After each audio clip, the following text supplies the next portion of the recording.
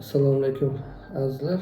Bosh miya qon tomirlari kasalliklari bo'yicha suvraqnayda qon ketishda ko'proq sabab bo'ladigan nimalarni aytib o'tdik. Bunda qon tomirlari anevrizmalari. Anevrizma nima o'zi? Anevrizma bu shu qon tomir elastik qavatida shu sharsimon bo'lib kengayib ketishini hisobiga bo'ladi. Bu anevrizmalar katta qon tomir qon aylanish doirasida hosil qiluvchi qon tomirlarida paydo bo'ladi. Bunday anevrizmalarning yorilishi bolalar va yoshi kattalarda ko'proq uchraydi.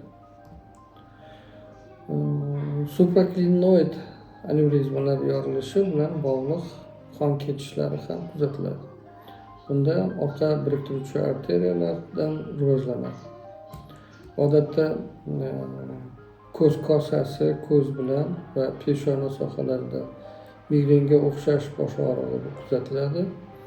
Ko'z harakatlantiruvchi nervlarning innervatsiya qiluvchi mushaklarini parezi kuzatiladi.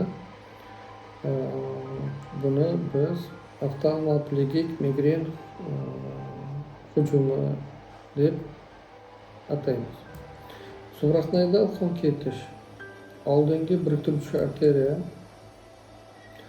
oldingi va o'rta miya arteriyalarining proksimal bo'laklari va ularning tarmoqlari yorilishi hisobiga yuzaga keladi. E'tiboringiz uchun rahmat. Kanalimizga qaring.